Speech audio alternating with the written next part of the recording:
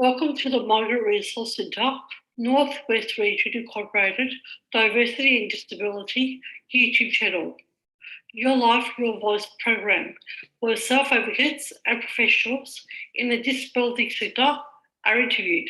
The Diversity and Disability Project would like to acknowledge the traditional owners of the land on which we work and live and recognise their continued connection to land, water and community. We pay respects to elders past, present and emerging. Nothing about us without us. We pay respects to all self-advocates who have worked hard over the years and still working tirelessly for their rights, supporting others with disabilities and human rights for all. This channel is for people with disabilities who aspire to seek self-advocacy role models to inspire change in their everyday lives. Nothing about us without us. Choice and control are central themes. Every interview is as unique as you and I. And it has our fundamental universal human rights ethos of respect for persons with disabilities, having their views heard and acknowledged. After all, it's all in the name. Your life, your voice. Be the voice of change in your life.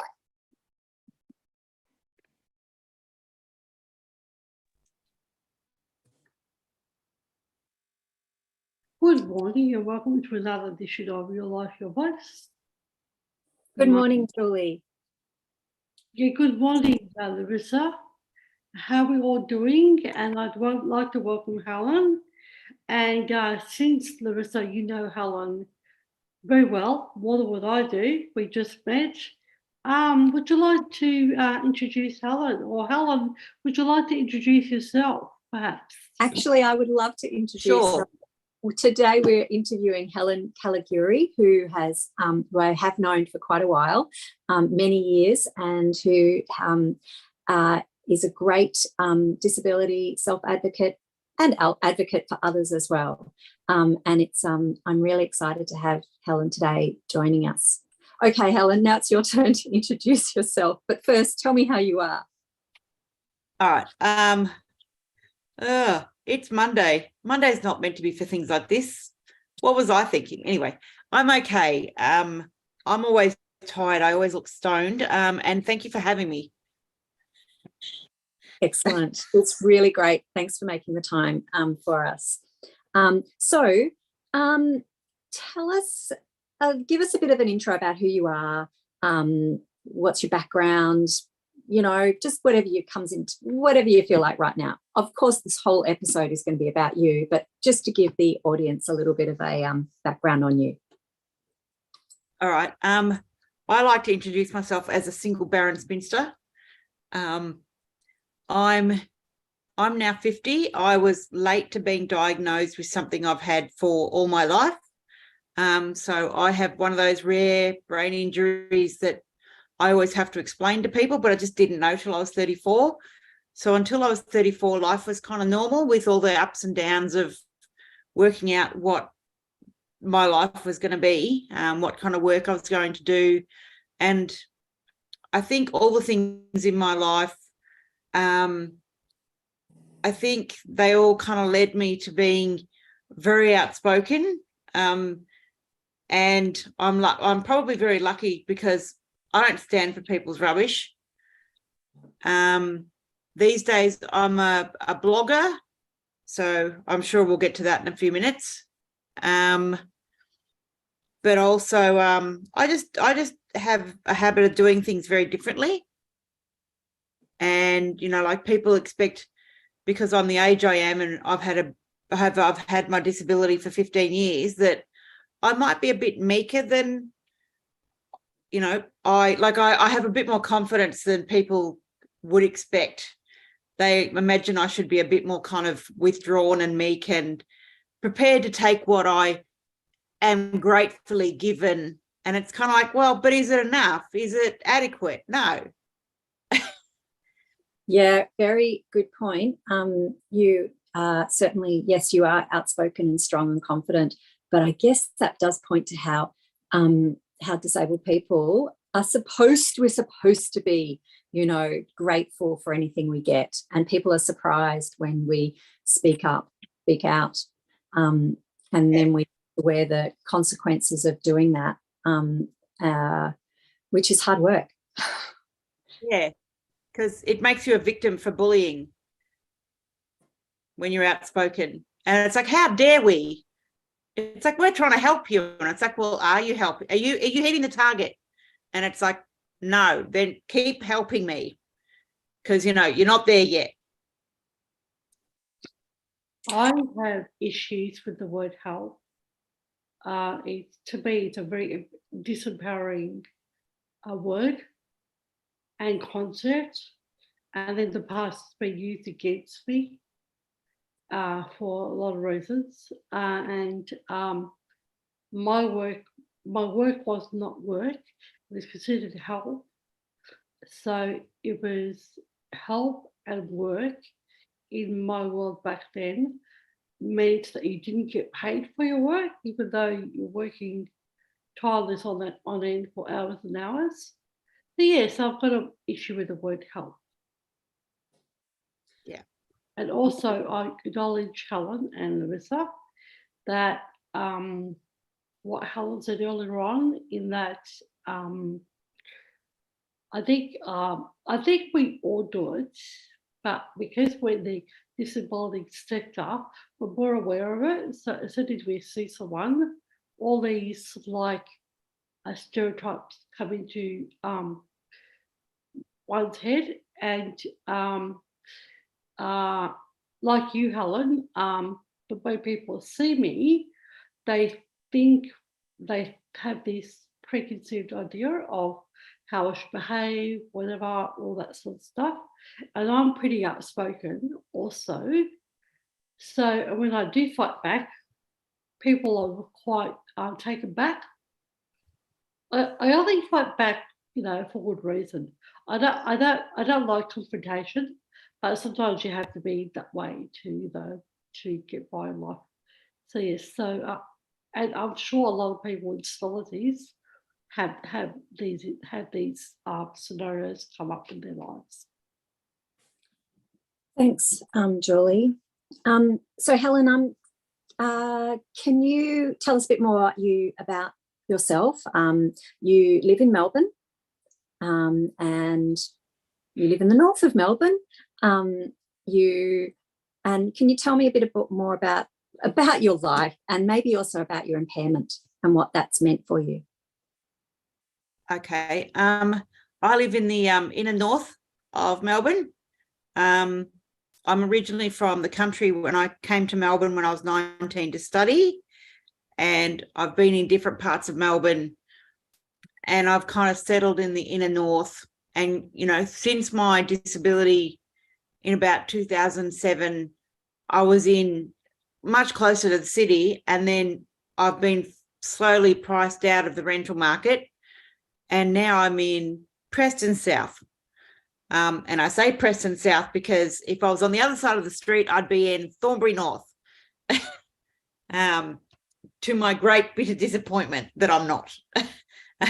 I'm not a suburb snob. It sounds like I might be. I basically I have a blog. Again, I'll circle back to it in a minute, I'm sure. I love to cook. I like a bit of gardening. I fill my downtime a lot to switch off my brain, because I have quite a busy brain, with watching TV shows. I still love music, which one of my first really big kind of careers, I guess, if you like, was working in nightclubs, in alternative nightclubs back in the 90s. So I'm still very much into all that kind of music, even though we are all now much older.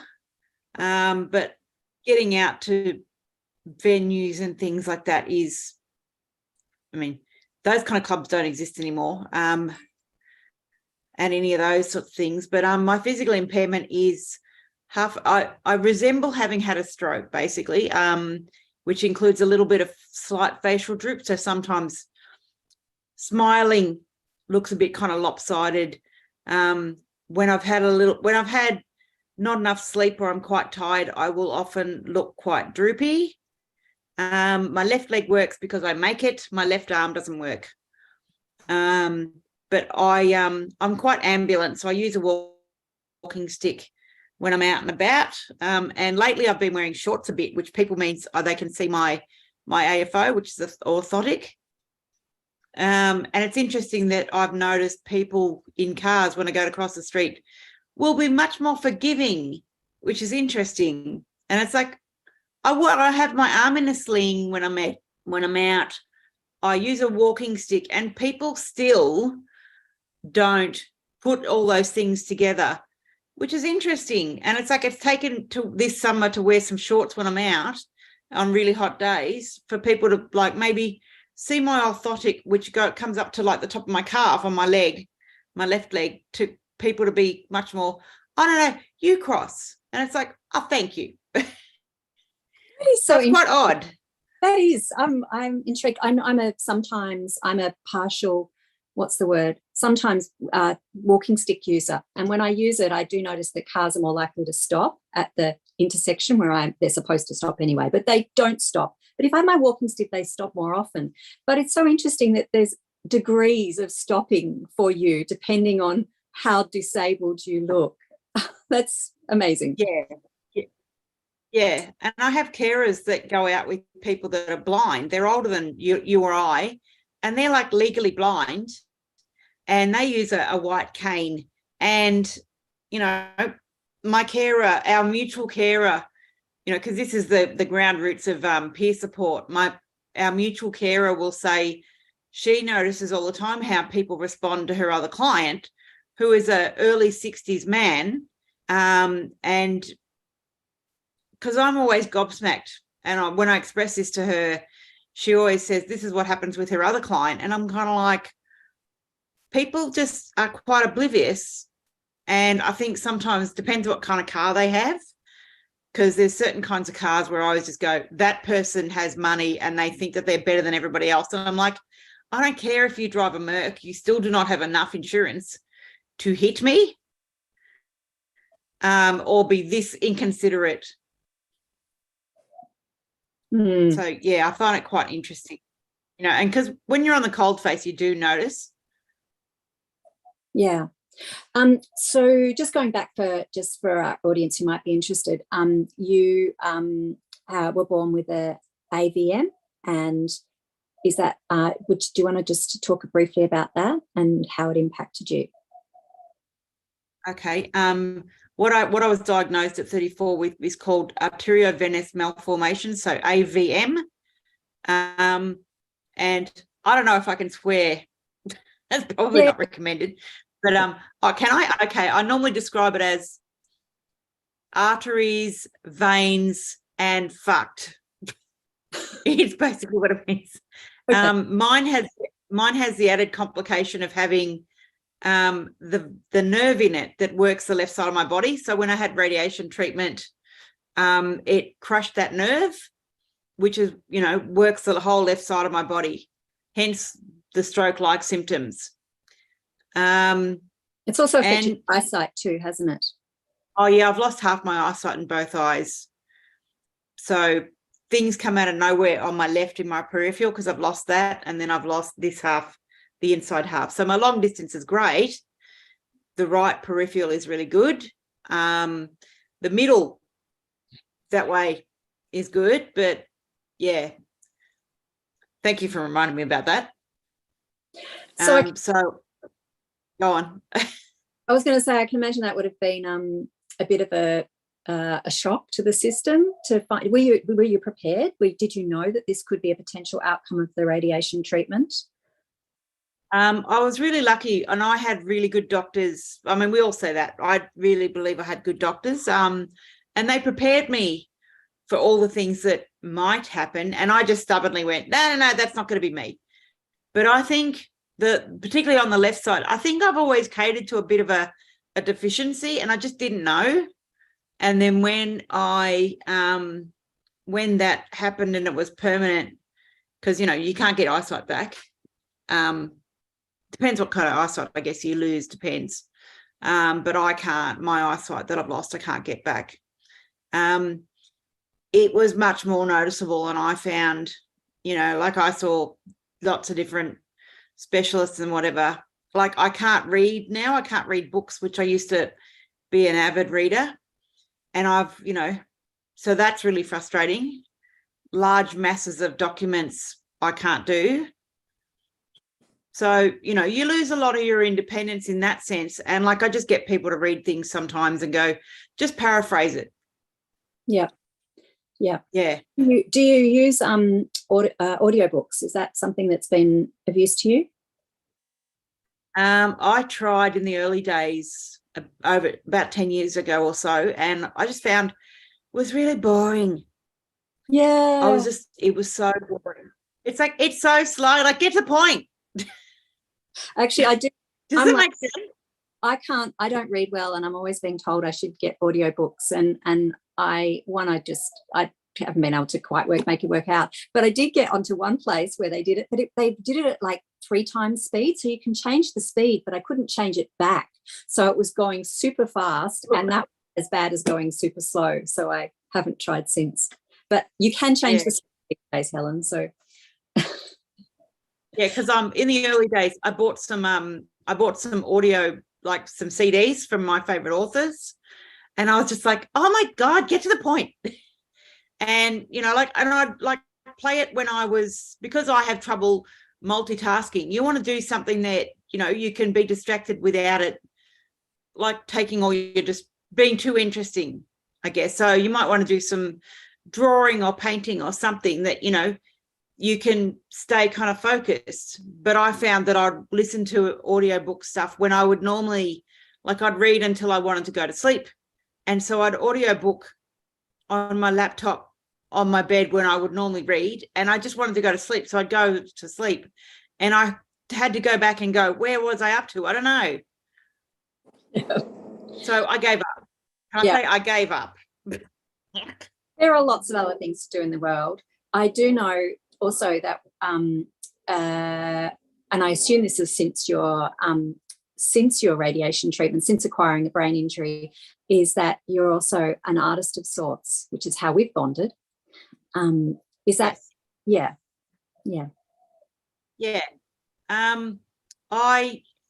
I think when I was finishing high school, because a lot of people are quite surprised I finished high school, and I'm like, how dare you? Like, I'm 50 years old. When I finished high school, it was 1990. You kind of had to finish high school to prepare yourself for the world. And I did an art course. So I was preparing for a life of being a poor art student. And I hadn't always known what my craft was, if you like. I'd done painting and I'd done a lot of photography, but my early 20s, I got into working in the club. So the art stuff kind of, fell by the wayside when I was trying to earn a living, I guess. But more recently, I do a lot of stippling kind of art in the form of drawing that kind of switches my brain off when my brain's really busy in the evenings. I don't do it all the time. I go through stages where I do it, and because I like to try and be focused on that too. So I find that when I occasionally go to like galleries with Lara, and it takes me back about 30 years to that headspace of, talking the lingo of being like an artist. But yeah. So another thing that might be important to touch on as part of this interview is that you also have a culturally and linguistically diverse background, or a connection. Oh, yes. My father was Italian. I say was because he passed away late last year. But I think because my grandmother died, my nonna died when I was young, and we didn't speak Italian at home. We did have, probably 5 meals of pasta a week. And then the other 2 nights we had like a minestrone or a veggie-based stew with pasta. We didn't really grow up doing the full-on Italian culture. But later in life, I've been, when I moved north side of Melbourne again around 2001, I kind of connected to a lot more Greek and Italians. And I became a bit more of a nonna. Like I don't cook just for a single person. I cook for a family that I don't have. So then I'm like, right, the freezer's full. Who do I give this food to? Who's going to be hungry? Who eats meat? Great, they're vegetarians. So yeah, like I get that kind of culture, and you're too skinny, you need to eat more. Why you're not dressed like, someone's always dressed better than the grandson of the nonna. So I haven't had children, I haven't therefore got grandchildren, but I'm still inside a real nonna. Yep, I can attest to that. Lara's been the recipient of quite a few frozen meals. So she's too skinny. Yeah, I've had that one. Sorry. So getting back to your disability advocacy career, 15 years or so you acquired a disability. When did you start doing disability advocacy, or how long have you been part of the disability community, and how did that happen? I think in the early days, the hospital, because I was never an inpatient for rehab, my storyline has been very different to the normal. And I would ask the questions, and I would, people would tell me, oh, you can call DHS and get a funding package. And it's like, how do you make that happen? And I didn't have the skills to do an application. And by then they knew the NDIS was coming. So they basically said all the ISPs, the individual support packages, were not being funded because they were, saving up their money for that to go into the NDIS. And I just made phone calls and I pestered people, I guess. I pestered people till, the first organisation gave me short-term case management, and it really was case management. It was terrible. But it got the ball rolling, and it taught me a little bit of the right people to connect with. And I just made phone calls. I made a lot of phone calls, and I kept ringing people every month, if that's what it took, till they gave me the answer I wanted. I mean, I don't recommend that for everybody, but so one thing I know about, and I followed up. I was going to say one thing. I missed that. You are persistent and tenacious and admirably thick-skinned, which is really useful in this world as a disability advocate or self-advocate. Where did you learn that as part of learning to live with disability, or did you always have that ability? Yeah, I think I had that skill from different things I've always done. So I think, it's weird. Someone once gave me, in one of the jobs I had, someone gave me the analogy that there's 3 jobs in life. There's your job you have right now to kind of get the ball rolling. There's your dream job, and there's the job in between that helps you get to your dream job. I think every job I've had has taught me different skills that has allowed me to cope better now, if that makes sense. And, some jobs I only, I did things remotely on the phone, and I was, setting things up for people in out in the countryside.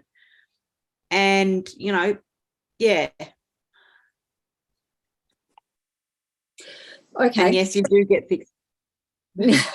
Well, look, whenever I have to do something that's a bit hard and I'm feeling fragile and sensitive, because that's me, I try to channel you and your bravery and your thick skin. Yeah. You're a good role model. So what is your connection to the disability community at the moment, or any time in the last few years? All right. In the last 10, 15 years, and the first place I was connected to doesn't exist anymore. I did not burn it to the ground when I left. There's a tendency, because you have a brain injury, that you get, back then 15 years ago, you would just get shuttled into those groups that were for people with brain injuries. Like, you wanted to be around people like you, and that like I've not, prior to being 37ish, I wasn't, like I had an understanding of people with disabilities, and I was quite open-minded and empathetic. I think because I always watched those kind of things, but it's not where I wanted to be all the time. Like, it's nice to visit those kind of areas and you get some ideas, you get to mentor a few people, but then it's kind of time for you to move on. And then I found another brain injury group, which I'm no longer, after 11 years, I think I'm no longer associated to. Note Lara's little smile then. And so these days I'm closer to home in the DAC as part of my community, which is a disability advisory. It's a disability advisory community. Yeah, it's all right. And then I'm kind of like more recently have discovered some different groups through Lara that are, lots of kind of disabilities, which is great because there's, we have some similarities, and it's not necessarily brain injury. But, there's lots of, like, we have social, disconnect, if you like, and we get to have a little bit of and there's no competition between my brain injury is worse than yours, which, certainly seems to be that in the brain injury community. And it's kind of like, well, men have brain injuries that, are different to women, for example. They also have the the male white privilege, which, heightens their brain injury, if you like. They'll go down real well, won't it, Lara? Oh, I love it. But I will say that I don't think that all people with brain injuries are competitive about who's got the most brain injury. I think that men are. It tends to be white men who get that competition thing going. But I don't think I am in competition with people I know, and they're not in competition with me. Yeah, the good people. Yeah, no, you aren't. Yeah.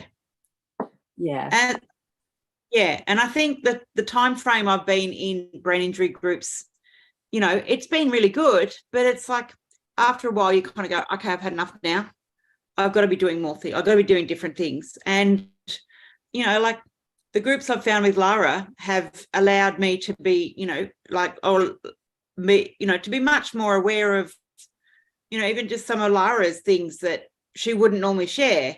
And like, I would probably now share different things I deal with her on a one-on-one to make her feel a little more okay about the things that she's shared without giving you any examples. Yeah. I think going back to it is interesting you raised that idea about some brain injury groups or places that you came across being, a bit not great. To begin with, you found, they're a bit limited. And I think that's, well, I wouldn't say that's the fault of the disabled people. I think that's the way the groups have sometimes been set up, and they're facilitated by non-disabled people, and they sort of create this environment where, they do set people up against each other and create a culture of whinging and any attempts to sort of, do some self-advocacy or sort of say, hey, why can't we go and have our meeting in the local cafe? Like, you might have a bright idea like that and it'll be squashed. So when you end up in those spaces, there isn't a lot to talk about except whinge and compete, because every other opportunity is being shut down. So yeah, I think yeah, I don't know. Keep going. Yeah, I think there's also a case of someone that is in a paid position will get a bright spark idea, and then they'll, it'll become this little project that will get everybody kind of a little bit enthusiastic, and then that's spread and networked and marketed to everybody, and it's like, oh my God, look at this amazing thing, now you should come and join our group. So it seems to be more of it's a method of recruiting more people, and then that allows them to get more funding, if you like. And it's kind of like, what's the next project? Because, your work is never done. And it's, yeah. Moving on, tell us more about, tell us about some of the things that you've been able to advocate for or achieve as part of the Disability Advisory Committee you're on in your local council, which is Darebin. Have you, without, anyway, just tell us a bit about what that's been like for you and if you've had any wins. I never feel like I have any wins. Because I've probably been with the DAC in my neighbourhood, and it's like a big area in the north of Melbourne, probably since about 2015, so about 7 years. And there were two people that really carried the heavy lifting, reading all the documents and things. That was really, which was really good, but they've both either moved out of the country, because life has taken them overseas, or one of them went to God. And they were people that, are in wheelchairs that have a lot more, like one of them, the one that moved overseas, he's in a wheelchair and doesn't have a brain injury, has one of those. I couldn't even tell you what he had if I could. But like I always kind of stick my head up and just go, what the fuck is this about? Or, you're not being very inclusive. So I don't think I've had any major wins. I'm that niggling person that just goes, hey, not good enough, try harder. And then I get, and then I think, yeah, so I'm that annoying person. And then, of course, the person that, is not doing anything wrong gets a little defensive, and I'm kind of like, oh, now I've got to like smooth some feathers a little bit. And I'm like, do I hope that next time they do better? It's slow. It's so slow, because it's like now I've got to undo some damage, if you like, which I didn't mean to cause. And like the person in the middle might just not be doing a great job, or, they could have told me, oh, this person's been employed to do, whatever they've been employed for. And it's not a community project. Because I'm always talking to people that have disabilities when I'm out to say, you should try to do this. Yeah. Yeah. But mostly not major goals. We, something you said a while back to me, and I've been thinking about the tendency for councils, because, councils are, they're important in our lives, and they actually do create disability changes that make things more accessible. Slow, not much, but they're pretty much are the only ones that do it, or maybe state government. But yeah, the tendency for council, whenever they do a project, they call it community. And in fact, the idea they don't include community. Yeah, and also the idea of community itself. When people say community, what they mean is able-bodied, English-speaking, people that live in your street. They're not actually doing anything to include anybody who doesn't speak English well, or is disabled, or is on the fringes, or is homeless. I mean, there's just, I actually really hate the word community unless it's being used in a really specific way. Excuse me. Yeah. And I think also that, when there's a new disability or a new, let's say a thing, whether it's mental health, or it's LGBTQI plus, or it's brain injury, whatever it is, when they make a new thing their baby, they employ people that, tick the boxes.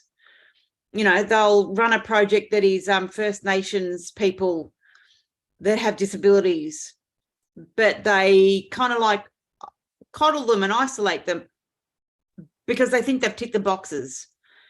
And it's like, you're kind of like not, you've touched the edge of that situation. And it's like, what happens when the interest moves on to something else? I don't know what the next thing's going to be, but they're going to like lose interest in all these other things, and they're going to change their mindset. And it's kind of like, well, no. So going back to what you were saying before about being on this DAC, and I do know we put a lot of effort into working with those non-disabled council workers that sit on these committees, that run these committees, and we build this relationship. We try to educate them because they actually often don't have any disability training or disability background. We do all this work and then they move on, and then we have to start all over again. And it's change is slow. Sorry, do you want to interrupt? I was going to say, don't forget that they move on because they get poached by government agencies that pay them. So they take all this wealth of information that they've got on the ground and they take it with them. They fuck off, basically. And just like on that committee, they're being paid and we're not. We're the ones who are educating them so they can get a plushier job. We don't get paid at any point. But going back to what you said, recognizing that change is slow, it's so slow. What keeps you going? Why do you keep doing this? And when you wake up in the morning, I mean, how do you talk yourself into going back to that Zoom committee meeting that you've got to go to? How do you do that? I need some advice. Well, it's that thick skin thing. It's like, because you're not there yet. You haven't achieved what you went there for. And it's like, it's hard. Like sometimes advocacy is like 2 steps forward, 5 steps back. And sometimes you're kind of like, I'm going to push this a little bit and then I'm going to take a break and go do something else that, maybe it needs a little less effort to get something achieved. And, like I take a lot of time out and watch a lot of TV because the time I put into that, I achieve what I set out for, which is to watch this whole season of something. And, that's also, downtime and relaxing and like giving the body a bit of a break. But because it's assumed because I cannot work, I physically cannot work, you've got to do something that keeps you motivated. So trying to do things to make things better for myself and for others makes you keep going. But it's never easy. But, yeah. Yeah. You hear me. Yeah. We keep going. Julie, I'm sorry I'm dominating today. Would you like to ask Helen a question? I don't know. I've sort of lost my track of. Okay, I will ask one then. I suppose the reason why I did not get involved was because you two know each other very well, and you can guide the interview a bit better than what I can when you know someone. So I'm happy for you to continue, Larissa, doing that. Oh, so Helen, I'd like to know what sort of barriers have you experienced, and how did you manage those? How did you get around them? Where to start? I don't know. I think I get a lot of you're Italian, they assume that I'm, not born and raised here. And my father came here when he was 4 and he hid in the back of the classroom, but he was a builder all his life with literally the same company. And he was always busy, he was always doing stuff. He was, a morning person. He was out of bed and but people have assumed I don't matter because I'm a woman with an Italian background. I'm barely Italian. I'm barely, I use my hand a lot. I do that thing. And I have a lot, but I think the assumption was when I was younger that I would get married and have kids and have grandkids and I would just be a housewife. And I always thought that I would have kids. And it turns out I was not meant to have kids because I probably wouldn't be here if I'd done that and, met my soulmate, etc. Because that was my idea that was the order that would happen. But now it's too late. So I'm like, yeah, we're done. Go on. Oh, no, it's okay. I was just going to be silly.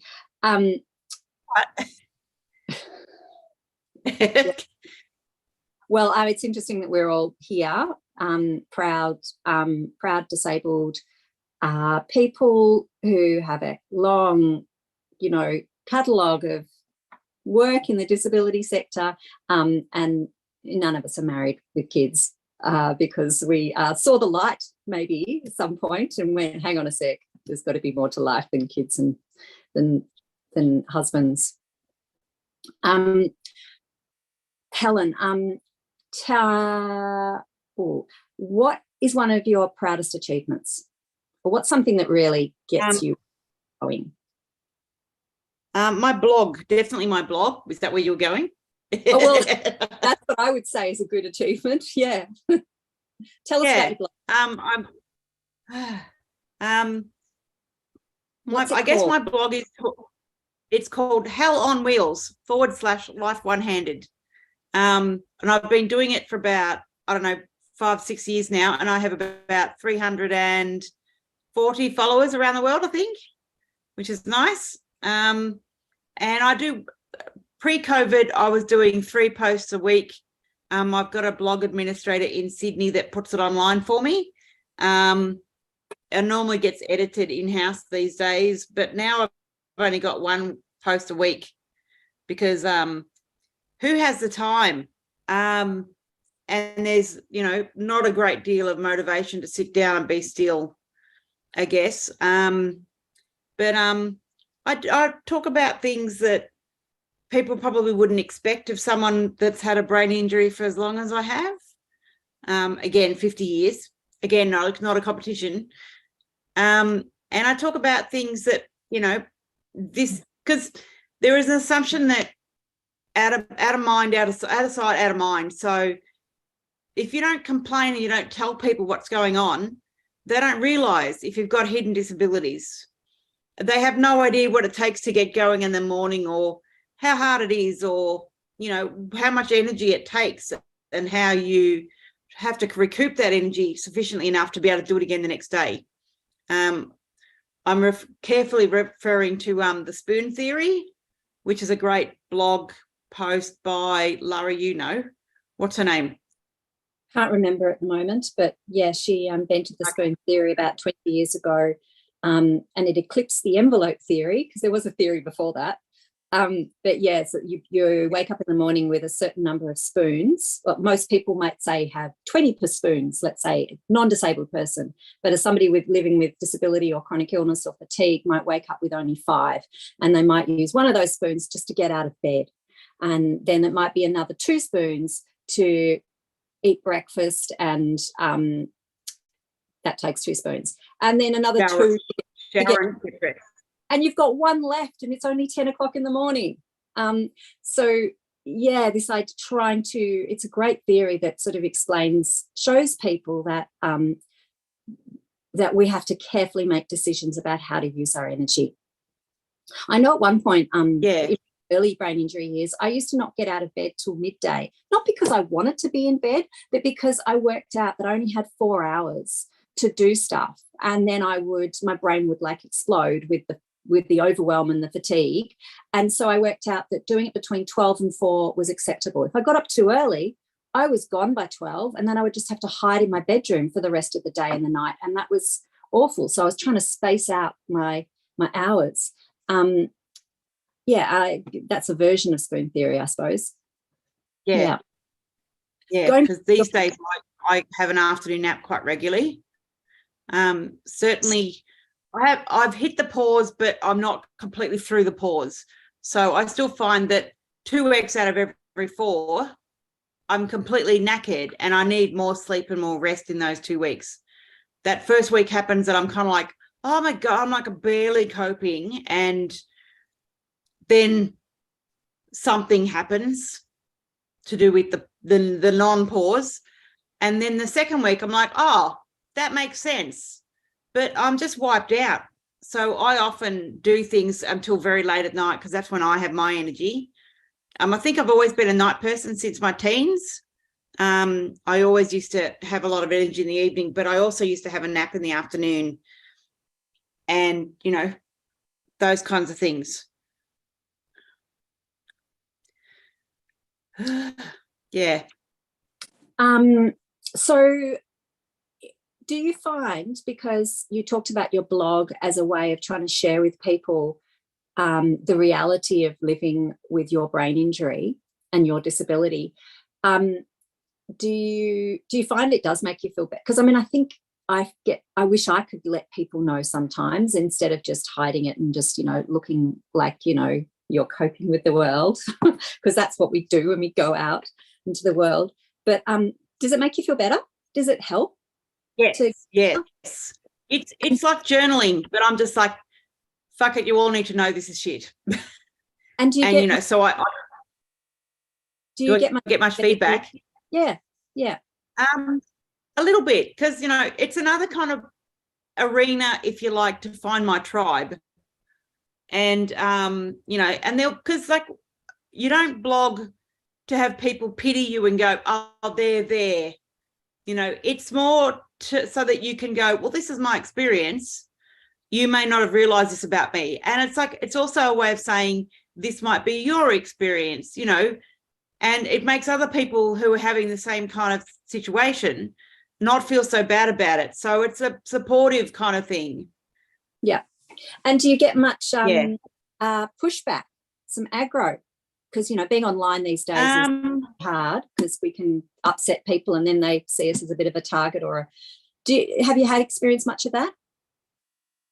Online, I've only had, like, I have a few people that will give me, because the way that people give you feedback are comments or likes. And certainly it's only online, it's kind of more positive.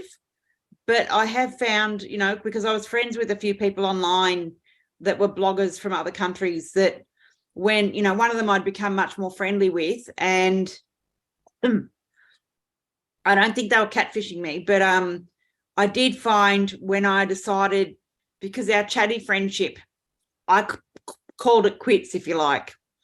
And I pulled her up on certain things she'd said to me.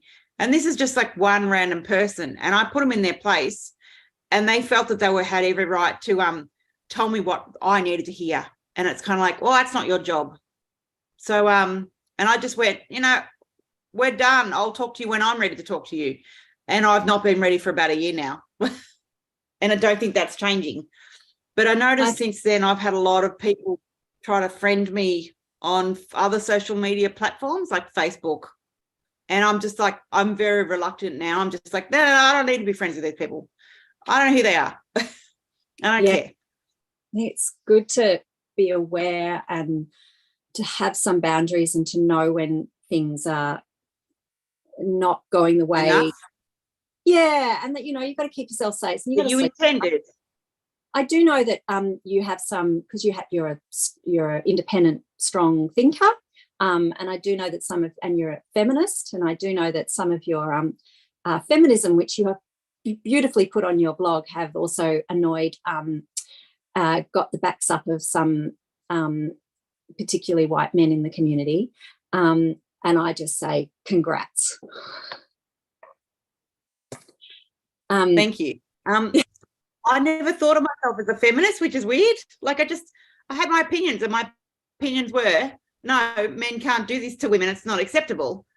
And I guess I was quite outspoken about it. And yes, so I find often those men and the women that support those men get their backs up about it. And it's kind of like, no, you didn't actually read it. Yeah, so I've had a few posts that, offended people, or one or two words offended people. And it's kind of like, well, it gave me the opportunity to learn from different people that understood those terms better than I did. And they educated me. And I was quite happy to be educated about those things. And I'm like, oh, I didn't know that. Would you like me to use an example of a word I used that got someone very offended? Sure, why not? Since we're here, we might well. All right, I think I used the word slut. Was that the word? Yes. Yeah. Yeah.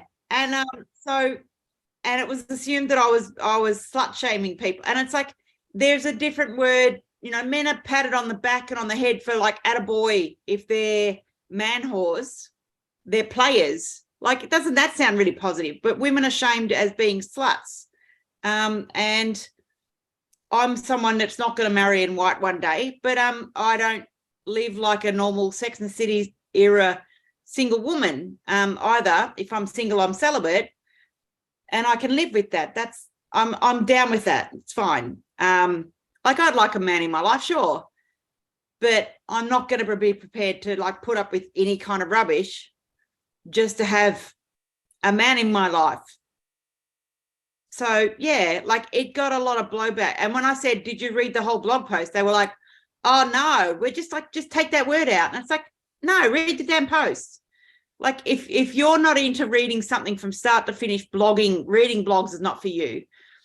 But if you want to get educated about, you know, some ideas, some different stuff, and something you may not have thought about, then my blog's for you. Yeah. I think that's really interesting that we probably don't do enough of that in our current world. People get upset very quickly when we use certain words or certain ideas, and the context is removed, and very quickly you can find yourself in trouble. But as you say, well, you know, look at the context. And in your case, the context was you were trying to show the inequities of the way men and women are treated. I think that's where it's really useful. I applaud you and your blog to be investigating the complicated things and giving them space to sort of tease it out. Yeah, and I was also, that particular blog post that so brutally offended certain snowflakes, that post was about how, you know, people after their brain injury has kind of settled and the dust has settled, they will maintain certain characteristics, if you like, that they had before their brain injury. Like, I've always been single and celibate if I'm single, and I still am now. Doesn't mean I don't get offers. It's just that I don't put value in that, if you like. And other people were players or whores, if you like. And there's no judgment in that. I'm just saying that that's what it is. But, you know, there's the assumption that men get a pat on the back and women get shamed for it.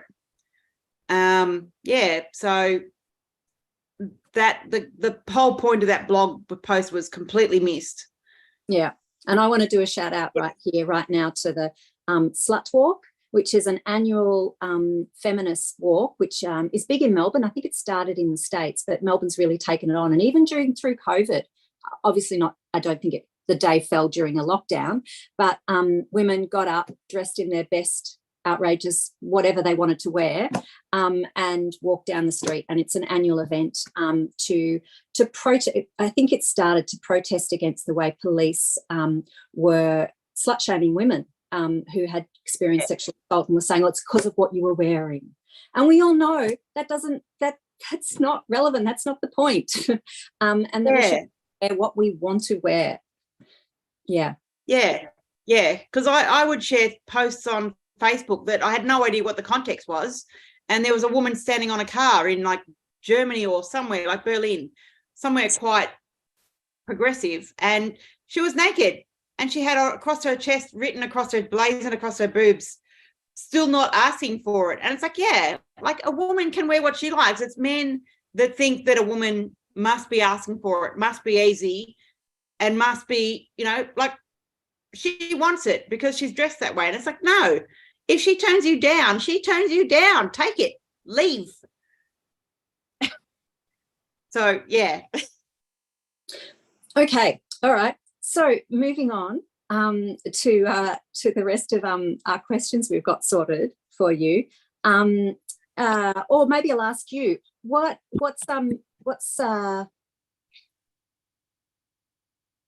I'm not sure what my question is. What's your vision for disabled people in 20 years' time? Oh, I knew you were going to ask that. That is the only question I could remember this morning. I was just going like, you know what, 20 years is too far away is my first answer.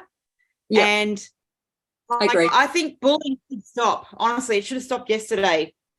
I Can you can't believe bullying is a thing. Sorry, we missed it because I spoke at the same time. You said, let's put an end to bullying. Yeah. Yeah. It's like there is still an assumption that companies start, and if they can't provide a service, that they'll double down and give you, you know, really bully you. Like, why do you need that? Why, you know, like, and it's like, you offer a service, go, this is what I need, this is my need, go and sort it out. So, and it's just really interesting that people just double down and keep bullying you and keep pushing you until you, and I think this is partially how I've managed to get thicker skin, but I'm like, no, like, and if I take this service off you to another agency, you're not getting it back. And I think a lot of agencies, you know, like I've chosen to move on from a certain agencies when they stopped being able to consistently provide services without, you know, like I have to I get carers every day. Some days I get 2 carers, and you think that that's the stuff that you set and then let go. But I still touch on it like most days. It is like, and then I have someone in my home that I've got to like micromanage unless I don't. And there's some carers that you've got to micromanage, and it's kind of like they're the wrong carers, and then you get them 5 days a week and it's like, that's too much. And, you know, yeah. And like, it should be standard that carers have aircon in their car. It's like, I had a 40-degree day when I outsourced the driving to a friend of mine because he had a car that had aircon, and it killed me to get in and out of his car all day because it was like a man truck. And I paid him out of pocket for his time because my carer agency, you know, like, and I think the NDI, like when things were run through HAC services, which is now just age services through the councils, people had to have certain kind of standards. They had a car, they had insurance. Believe it or not, you know, some agencies don't stipulate that their carers have insurance on their cars. Not going to get in a car that they could crash and I could be worse off because they don't have insurance. And there's just layers of all these things that are important to you that people don't realise. Like, so yeah, those things should be standard. You know, they were standard through the council, and the NDIS should be making sure and auditing all these businesses to make sure their staff have these things. And if they need to do salary sacrifice or something so that people can afford to buy a new car, they should do that, you know, because I need days later from being out on a hot day, because my brain just doesn't cope, the impact is days and days. Yeah. It really, whilst the NDIS is, I mean, I'm not the best person to speak about the NDIS because I can only see lots of problems. And I have rose-coloured glasses for the pre-NDIS days because I know that they were really bad as well. But one of the really big issues is the way the NDIS has created a lot of for-profit organisations. And so, you know, I know that people need to make an income and earn, but these companies are making money out of us, out of disability, and they do things by cutting corners and not resourcing their workers with the right information or training or you know, all the things that they need, and then somehow it's our fault, and then we get bullied out of the organisation because if you ask a question about anything, you're then sort of blacklisted as a, you know, a complicated or difficult person, and they don't want anything to do with you anymore. I'm thinking about making up about all the people, all the organisations that have dropped me because I dared ask a question. We could collaborate on that. We should definitely do that. But we'll have to maybe make up nicknames because, you know, I don't know about you, but I can't afford to be sued. Because, you know, for those sorts of things, God forbid you say something terrible about them. Yeah. Yeah, that's why I don't mention on my blog names of companies, good or bad. No, so, it's a blanket rule because, you know, like... Julie, I think it's the wind-up signal, I think. So Are there, Julie, is there a final question you would like to ask of Helen?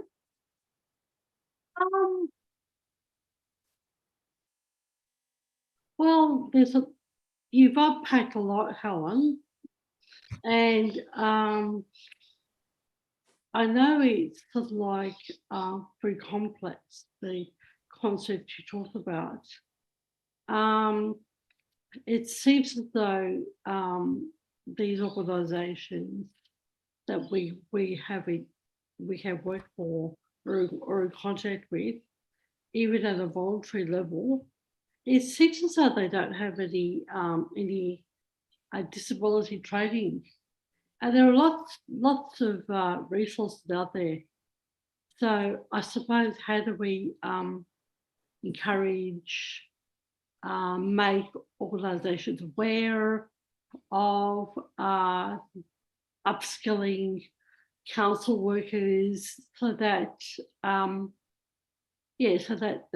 life is inclusive for everyone, I suppose. More of a comment, more of a, yeah. I'm like, do you want the long or short answer? No, they know already. That's the short answer. So meaning they can't be told. But it's good when organisations have they form a committee or advisory people, and then they often call on organisations through Ross House that provide training on how to run those groups. Yep. But quite often they don't listen all the time anyway. Occasionally the opportunity is to earn a little scratch, if you like. That's probably the wrong term. Yeah. But yeah. Yeah, well, on that note, I'd like to thank Helen and the wonderful interview by Larissa. I didn't have to do anything. I've got a fabulous interviewee with all the talent. I acknowledge that, and it was nice to see the flow of conversation, which is why I did not get involved a lot today. Thanks for having me. Thank you, Helen. You are amazing, and Larissa did say to me, you'll be an amazing person to interview, and now I know why, because it's very, very true. So on that note, I'll just say goodbye to everyone, and we'll see you in 2 weeks' time. Catch us on Your Life, Your Voice YouTube channel, live every Monday fortnight or on demand. We would like your comments and suggestions on topics that you would like us to explore. Leave your comments on YouTube comments section. Please feel free to email us on dndyourlifeyourvoice@gmail.com or contact us via the Margaret phone number 1300 676 044. 1300 676 044. Diversity in Disability is a project of the Margaret Resource Centre, Northwest Region, Incorporated, and would like to thank the management for funding this project, especially living through the COVID-19 pandemic. The pandemic has been difficult for people with disabilities living in isolation.